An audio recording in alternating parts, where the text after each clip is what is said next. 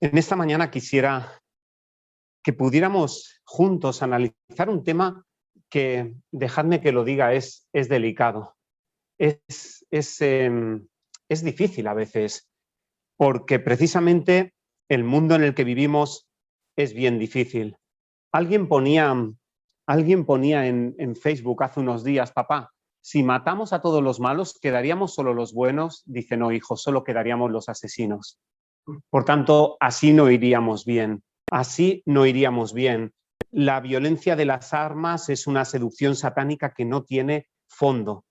Y pensar que un conflicto soluciona un conflicto es hacer el conflicto más grande todavía. Y esto, tristemente, lo estamos viviendo en primera persona, porque cada vez escuchamos historias más delicadas en un contexto de guerra, historias que ya habéis visto que a veces son falseadas, son dolorosas, son distorsionadas.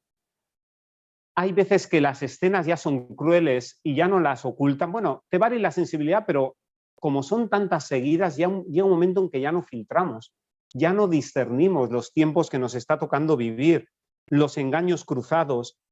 Uno se hace preguntas, inquietudes, pareciera como que estemos viviendo otra época en nuestro tiempo. Parece mentira que cuando vemos el anuncio, esto es en vivo, decimos: no puede ser, esto es de hace un siglo, esto es de 1920 o 1930 o 1940, pero esto no puede ser que sea hoy, no puede ser. Hay algo que nos repulsa en lo más profundo. Ojalá que esto sea la mejor vacuna contra, pues vamos a jugar a videojuegos con tanques. Pues no me apetece en absoluto. Nunca me ha apetecido, pero si cabe, ahora todavía mucho menos. Es como si la paz solo fuera una guerra en reposo. Pero vivimos en un planeta muy, muy violento. Cada vez que ves a un hombre, a un soldado, sea del tipo que sea, de 1,80 m, un soldado en el suelo, piensas: es un papá, tiene su familia. Y da muchísimo que pensar, todo lo que nos está tocando vivir. Hay veces que podemos escoger apagar la televisión. De hecho, hay veces que necesitamos apagar la televisión porque no podemos con ese sensacionalismo que a veces se genera monotemático. Mi deseo es que podamos apagar ciertas cosas que nos turban y podamos abrir los ojos a la esperanza a la que Dios nos llama. Pero déjame que te haga una pregunta difícil en esta mañana. ¿Qué sucede cuando tú cierras el telediario, abres la Biblia? Me dejáis que sea sincero, pero ¿qué sucede cuando en la propia Biblia nos encontramos episodios difíciles de entender, difíciles de explicar, violentos incluso a los ojos humanos? ¿Cómo entender eso? ¿Cómo entenderlo? ¿Cómo interpretarlo? Caín contra Abel, nada más empezar la película, nada más empezar la Biblia, el diluvio, la conquista de Canaán. ¿Cómo fue realmente? ¿Cuál era el plan de Dios? ¿Y qué es lo que pasó realmente? ¿Me entendéis? Son preguntas que uno se hace porque la pregunta de fondo pudiera ser: ¿es que Dios es violento? Esta pregunta, yo no sé si alguna vez os la habéis hecho, pero cuando haces estudios bíblicos a los jóvenes especialmente te lo hacen. Oye, ¿cómo entender el Dios del Antiguo Testamento? Hay pasajes que parecen incómodos. ¿Cómo entender su justicia ante acontecimientos bíblicos que a veces nos cuesta de entender? ¿Seguro que el Dios del Antiguo es el mismo que el Dios del Nuevo Testamento? ¿Seguro? Porque parece que el Dios del Antiguo Testamento pareciera que es violento, caprichoso, imprevisible, pero claro, el Jesús del Nuevo Testamento es condescendiente, es compasivo, es sensible, etc. ¿Nos ha podido llegar a pasar esto en algún momento cuando hemos tenido que compartir la palabra?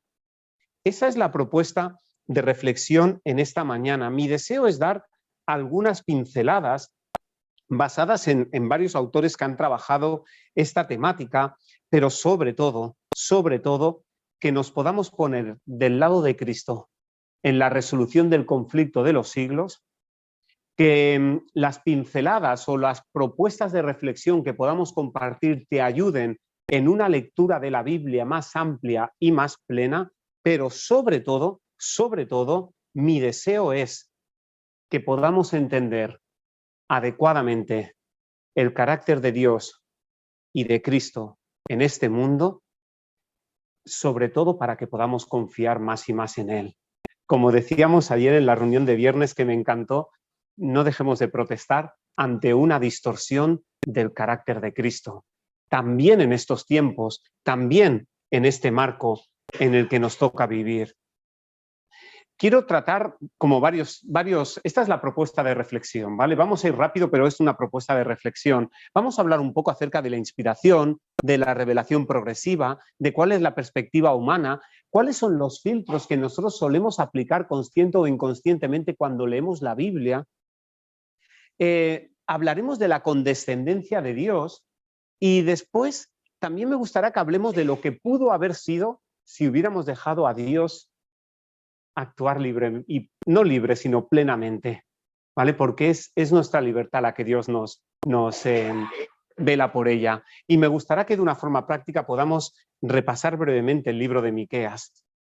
Esta es la propuesta, fijaros, revelación progresiva, 2 de Timoteo 3:16, toda escritura es inspirada por Dios, toda. ¿Te ha pasado alguna vez que escuchas gente que dice, no, hay pasajes más inspirados que otros? ¿Te ha pasado alguna vez? Toda es inspirada y toda es útil. Y las cosas que se escribieron para nuestra enseñanza, a fin de que por la paciencia y la consolación de las Escrituras tengamos esperanza. En el principio, Dios. El mismo Jesús en Juan 10 dice, la Escritura no puede ser quebrantada. Y quisiera que entendiéramos una cosa.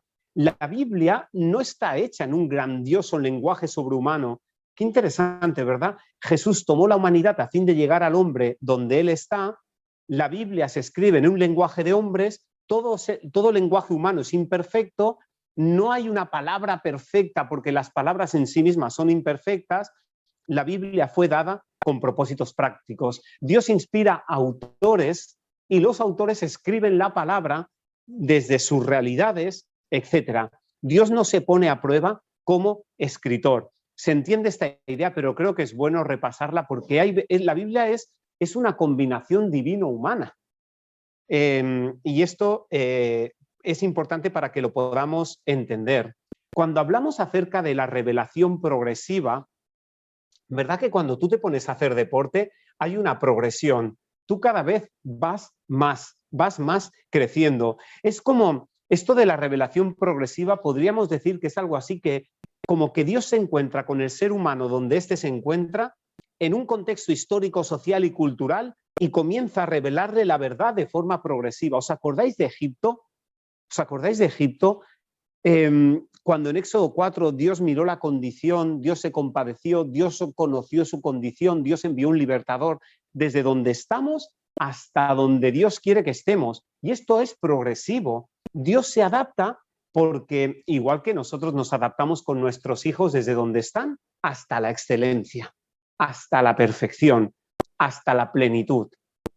Pero esto no acabará aquí. Fijaros qué bonito, ¿eh? Esto está hablando acerca del futuro. Esto está hablando del futuro y dice, a medida que los años de la eternidad transcurran, traerán consigo revelaciones más ricas y más gloriosas respecto de Dios y de Cristo. Dice, igual que el conocimiento es progresivo, también es el amor, la referencia, la dicha. Todo esto irá en aumento. Y dice que cuanto más conozcamos de Dios, más admiraremos su carácter. Qué bonito, ¿verdad? Es algo progresivo. No paramos de crecer, no pararemos de crecer. La revelación es progresiva. Y esto lo habéis visto en varios momentos en la Biblia. Dios le explicó a Abraham con Isaac una forma de que entendiera el plan de salvación. Dios se proveerá. Y te lo comento de esta manera, la escalera de Jacob. Jesús lo amplía. Incluso la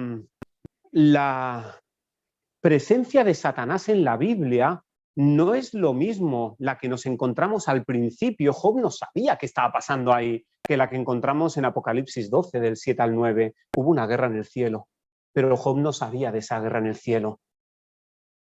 Y ahí en el Apocalipsis sabéis que lo desglosa claramente. La serpiente antigua, diablo, Satanás, el gran dragón, para que quede claro. Hay una verdad que es progresiva. Y me encanta pensar que Juan 14, 1:14, qué bonito, ¿verdad? El Verbo se hizo carne y habitó entre nosotros lleno de gracia y de verdad. Y vimos su gloria, como la del unigénito Hijo de Dios. La revelación es progresiva y Cristo es lo más maravilloso que hay en ese contexto. El que me ha visto a mí ha visto al Padre, dijo Jesús. Es la máxima revelación y la más completa revelación de Dios. Pero te hago una pregunta. Dios, ¿cuántas veces Dios ha dicho, mira, mis pensamientos no son vuestros pensamientos, mis caminos no son vuestros caminos? Una pregunta, ¿te han interpretado mal alguna vez? A todos nos ha podido pasar, ¿verdad? Quería decir, era mi intención, pero alguien te interpretó mal, lo esparció, lo juzgó equivocadamente y no veas qué lío. No veas qué lío. Pues en el marco del conflicto de los siglos, más todavía, más todavía. Romanos 11 dice cuán inescrutables, cuán insondables son tus juicios y cuán gratuitamente a veces nos ponemos a juzgar. Porque yo pienso y yo creo y cuán insondables son tus juicios. Job 11 me encanta cuando dice, ¿tú conocerás el propósito de Dios? ¿Cuántas veces lo humanizamos de por demás? Y ¿sabéis qué pasa? La mejor manera es dejar que Dios se explique. Me encanta Éxodo 33 porque es un capítulo de encuentro del hombre con Dios. Dejemos que Dios se explique, no hagamos un Dios a nuestra medida.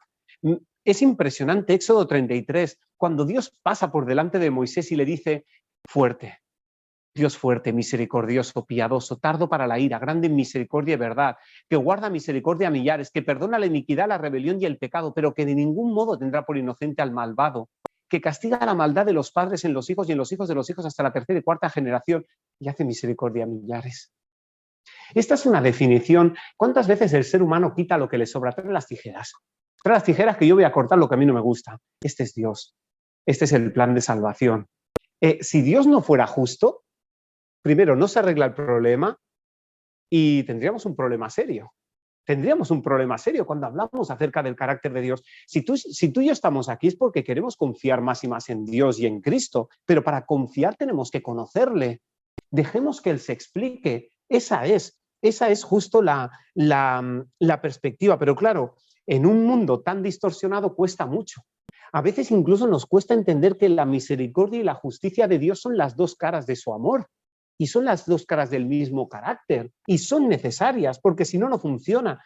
El carácter de Dios es equilibrado.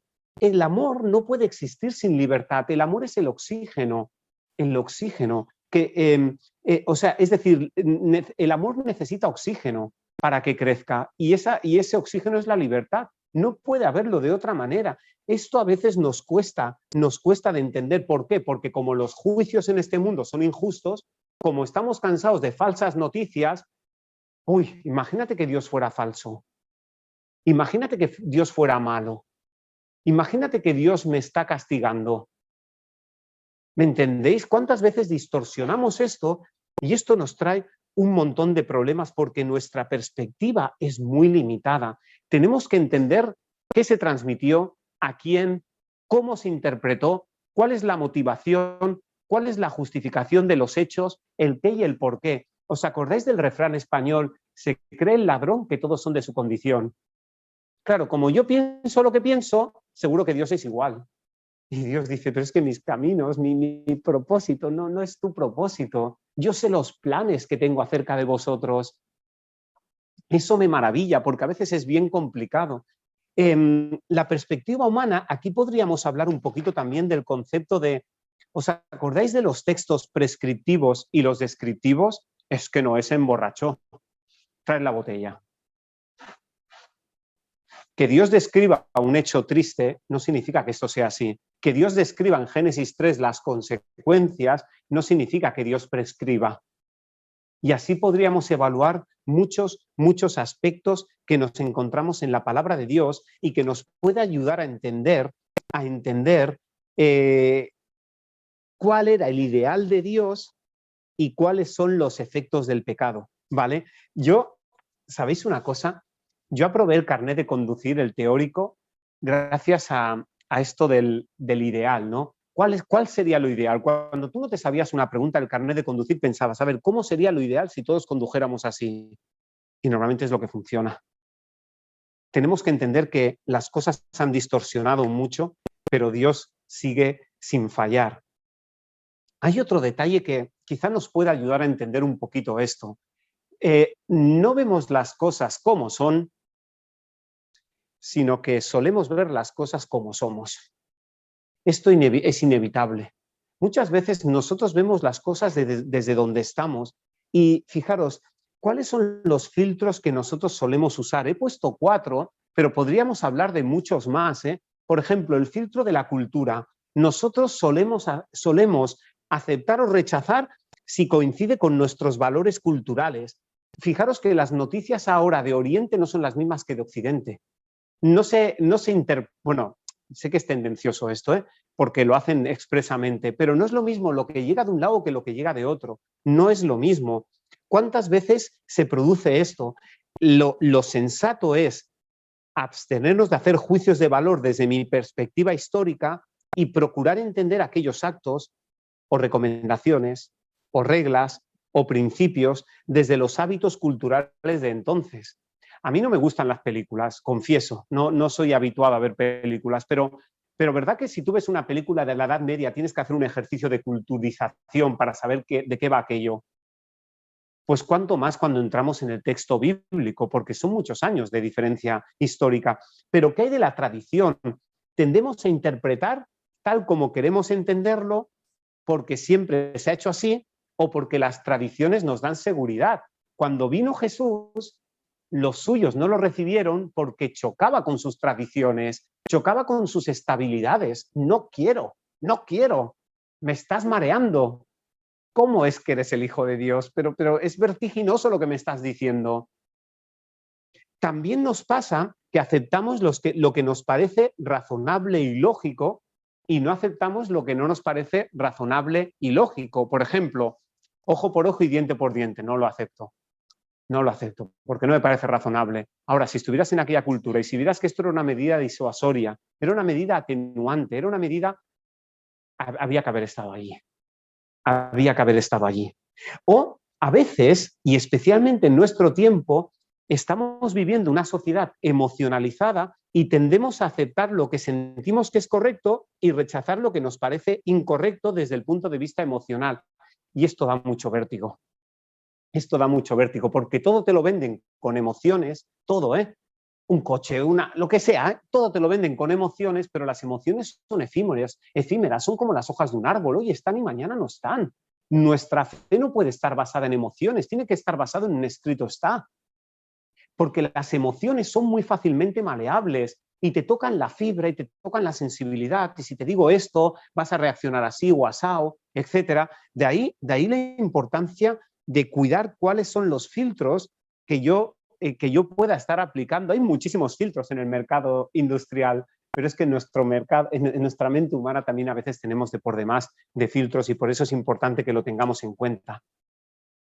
Otro aspecto, queridos, intento daros pinceladas, luego pondremos casos prácticos, pero otro aspecto intentando que podamos leer la Biblia con otros ojos. Hay otro aspecto que tiene que ver con la condescendencia de Dios. Qué interesante, ¿verdad? Porque es como que Dios nos habla, lo hace en un lenguaje imperfecto, quiere que entendamos a pesar de nuestra degeneración. Así se muestra la condescendencia de Dios. Dios se encuentra donde estás. En la Biblia no cabe todo lo que es Dios, pero tienes lo suficiente para que confíes y para que puedas llegar a casa. Estas se han escrito para que creáis que Jesús es el Cristo y para que creyendo tengáis vida en su nombre. Esto es importante. Lo digo porque hay veces que, ¿os acordáis? Juan acaba así, hizo muchos milagros, pero lo que se ha escrito porque es lo que necesitas, ¿vale? Las ideas infinitas no pueden ser perfectamente incorporadas en los vehículos finitos del pensamiento. Esto a veces pasa. Y a veces uno puede ver expresiones o modismos hebreos en la Biblia que responden a la cultura y a veces nos cuestan de entender. A veces nos cuestan de entender. Es muy complicado es complicado. Yo no sé si os acordáis cuando Moisés iba a hablar al pueblo y la gente estaba tan endurecida que no le quería escuchar. Es complicado a veces ver cómo Dios en la palabra tiene que hablar al pueblo desde la dureza de su corazón, desde la dureza del corazón del pueblo. Y esto es complicado a veces, ¿eh? ¿Cómo hacerlo? ¿Cómo hacerlo para que le entiendan? Afortunadamente, Dios es el autor y consumador de nuestra salvación, de todo el plan de la salvación.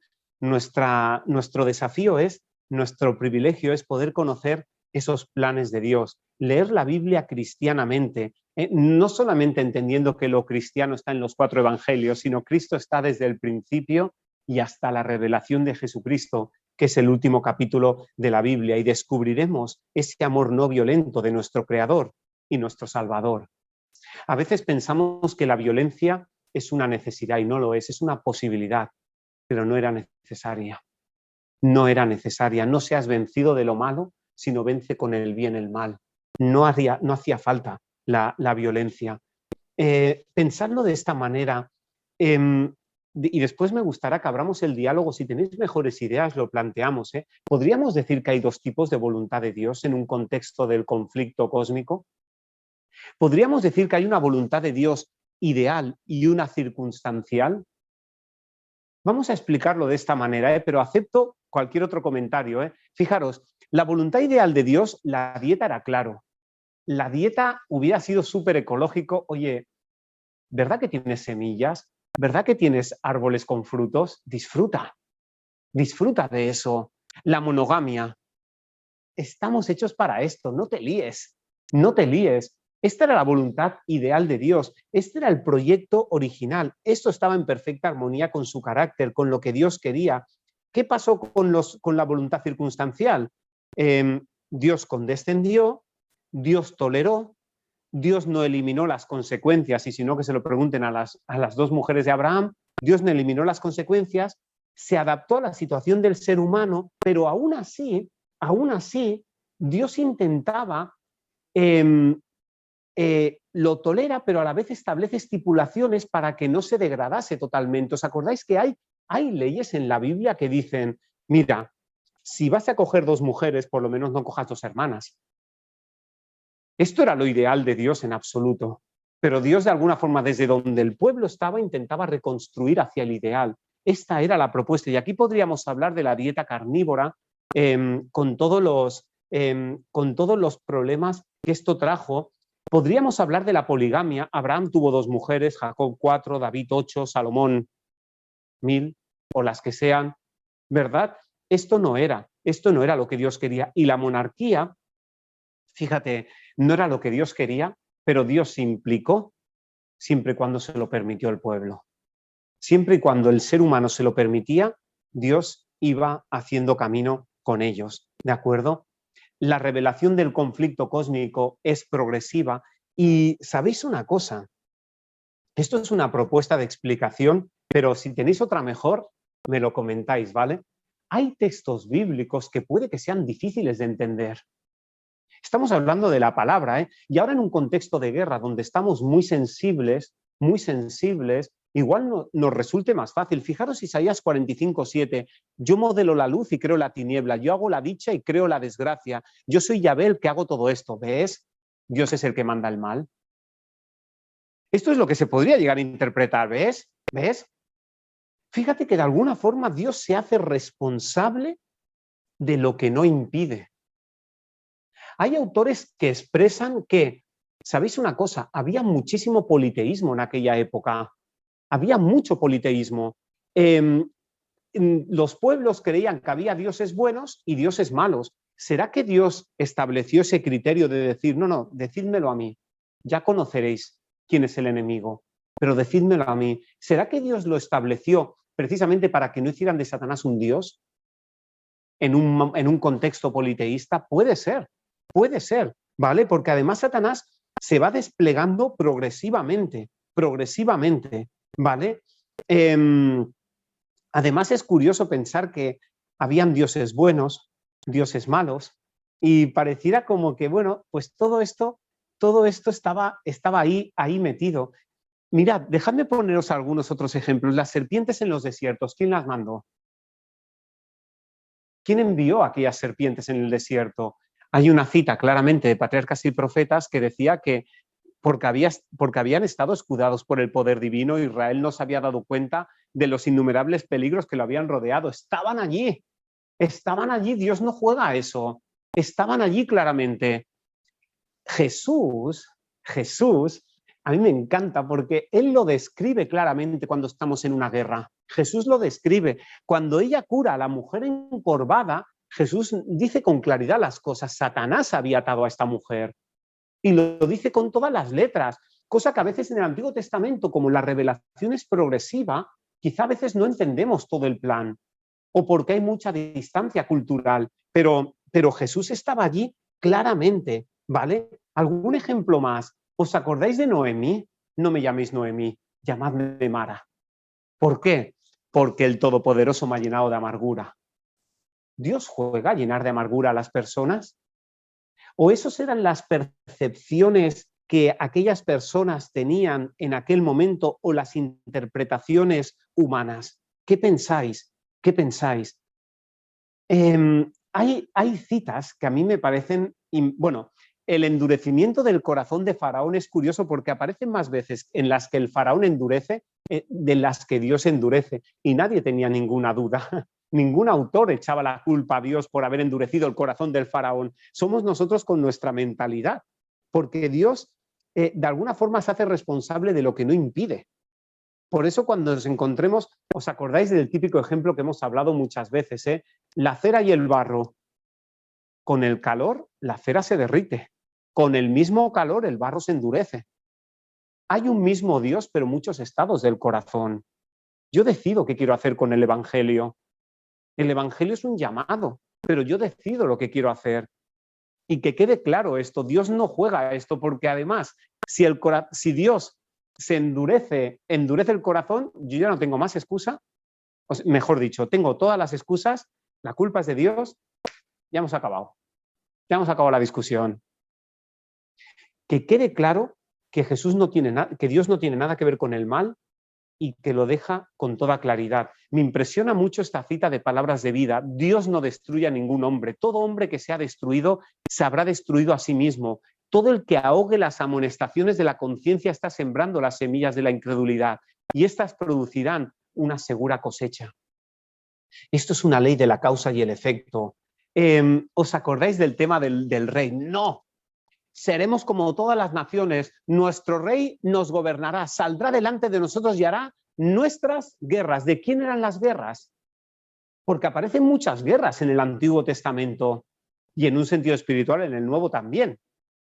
Pero ¿de quién eran esas guerras? ¿Cuál era la voluntad ideal de Dios ante esos conflictos? ¿Cómo lo hubiera hecho si lo hubiéramos dejado a Dios actuar? ¿Os acordáis de la conquista de Jericó? ¿Qué formas más surrealistas? ¿Verdad? Hay veces que Dios quería haberlo hecho de otra manera, Ezequiel 18, pero es que yo quiero la muerte del que muere. ¿No veis que esto no tiene sentido? ¿No veis que soy un Dios de vida? ¿Vale? Pero fijaros Números 33. ¿Qué pasa cuando Dios da una instrucción? ¿Qué pasa cuando Dios evalúa y tiene capacidad para evaluar el punto de no retorno? Pero ¿qué pasa cuando el pueblo no obedece? ¿Qué pasa cuando tú y yo dejamos las cosas a medias en nuestra entrega a Dios? ¿Qué pasa cuando nosotros sí, pero no? Voy, pero luego no voy, como dice la parábola, ¿no? No voy, pero luego voy. Sí, pero no.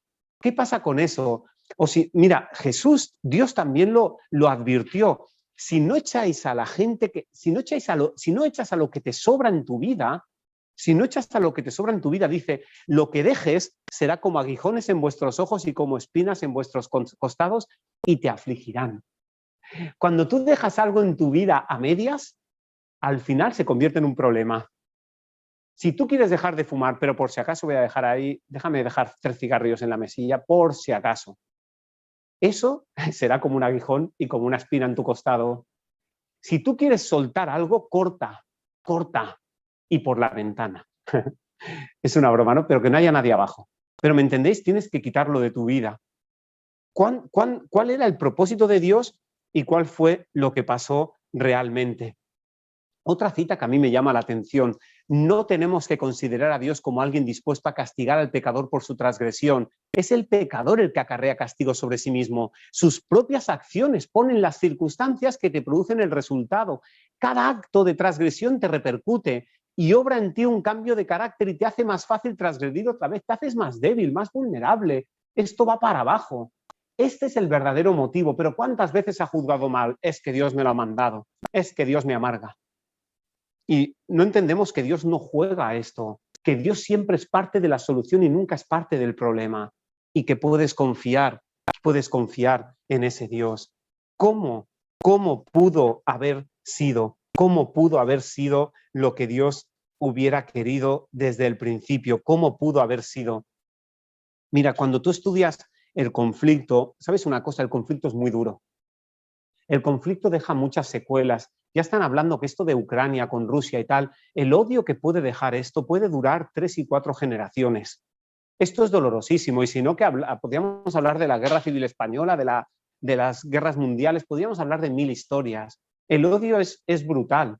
Es algo que Dios nos hubiera querido que nos hubiéramos ahorrado. Es un conflicto muy difícil. También lo es el conflicto de los siglos.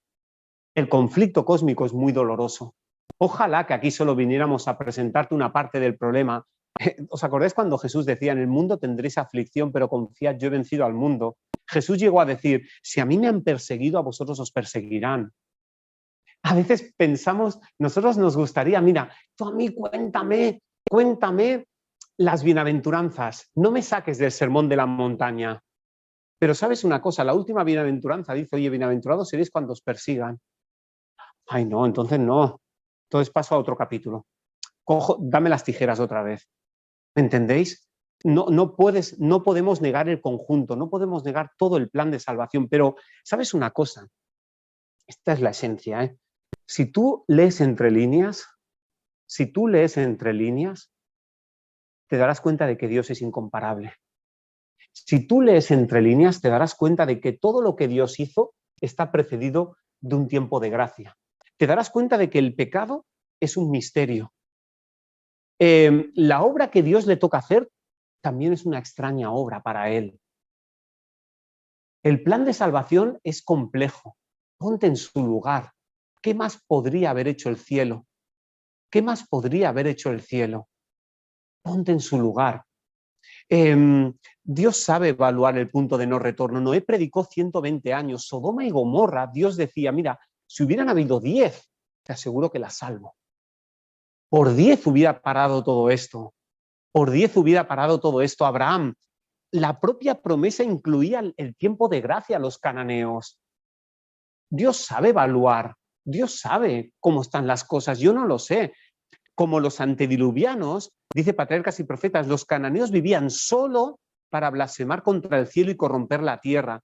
Tanto el amor como la justicia exigían la pronta ejecución de estos rebeldes contra Dios y enemigos del hombre. Nosotros no estamos aquí para ensañarnos. Nosotros estamos aquí para confiar en ese Dios maravilloso. Me encanta porque en Éxodo 14 nos cuenta con claridad cuál hubiera sido el proyecto de Dios. No temas, estate firme, mira la salvación, lo voy a hacer delante de vosotros. En Éxodo 23 nos cuenta, fíjate, los enemigos huían, enviaré la avispa. Dios tiene formas de hacer las cosas que ni nos imaginamos. Hay cosas que Dios las puede hacer de una forma sobrenatural. Dios sabía a veces que infundía temor a los enemigos y no había nada más que hacer. ¿Te acuerdas cuando cuando Rahab le cuenta a los espías: pero si es que todo el mundo está temblando de vosotros? Todo el mundo está temblando. Eso es nuestro Dios. Dios tiene soluciones. Estos solo son unas pinceladas, querido. Solo son unas pinceladas del plan de salvación en un mundo muy violento. Del plan de salvación en un mundo complicado. Propuesta y aplicación práctica, y acabamos aquí. Mirad, la propuesta es, cuando leas la Biblia te encuentras un pasaje difícil, intentemos ver un poquito el contexto, perspectiva más amplia, conocer un poquito la cultura y ver toda Escritura. no solamente esa parte de la escritura. Lo que está escrito refleja lo que creía la gente de la época, porque hay veces donde, ¿os acordáis de los salmos imprecatorios? A veces donde el autor parece que habla con sus propios lenguajes, pues que sus hijos se estrellen. Hay veces que el propio autor parece que habla con su propio lenguaje, yo me reiré de ellos. Dios no se ríe del que sufre, ¿me entendéis? Hay veces hay lenguaje que puede llegar a ser muy humano. Se trata de lo que creía el profeta o autor, pues a veces puede pasar esto.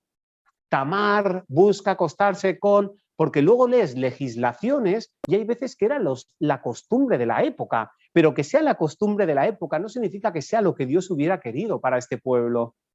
Ya, pero como todo el mundo lo hace, ya, pero tú no eres todo el mundo. Pero hay veces que cuando estudias los contextos te das cuenta de que muchas veces la gente actuaba como era la época. Ah, pues voy a buscar la solución.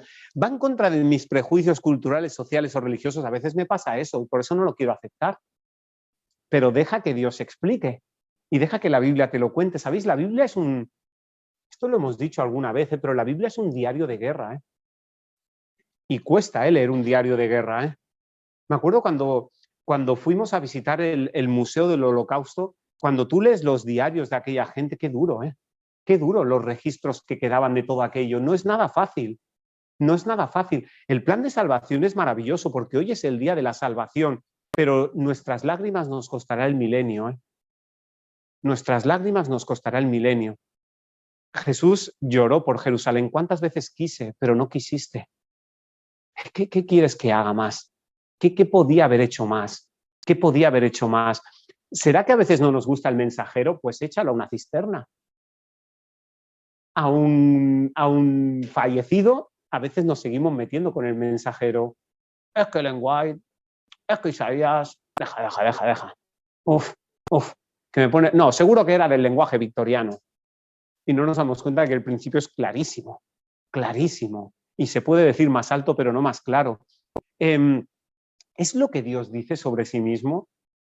Me encanta porque Dios se define a sí mismo. La Biblia nos habla de Él, ¿vale? La Biblia nos habla de Él mismo, y eso es lo más maravilloso. Y mira, quiero dejarte con esto, pero esto te lo dejo de deberes, ¿vale? Mirad, este es el último texto del profeta Miqueas. A veces cuando nos metemos en textos del Antiguo Testamento dices, ¡ay, cómo quieres que lo entienda esto! ¿Cómo quieres que lo entienda? No lo entiendo. Es un lenguaje que no lo entiendo. Fijaros, métete un poco en el contexto, lee entre líneas y descubre el carácter de Dios. Descubre el carácter de Dios. Solo te lo menciono. ¿Sabes lo que significa Miqueas? ¿Quién es como Dios? Es como Miguel. ¿Quién es como Dios? Estamos hablando de que una persona de origen campesino, por eso pone tantos ejemplos de la agricultura. Por eso pone tantos ejemplos.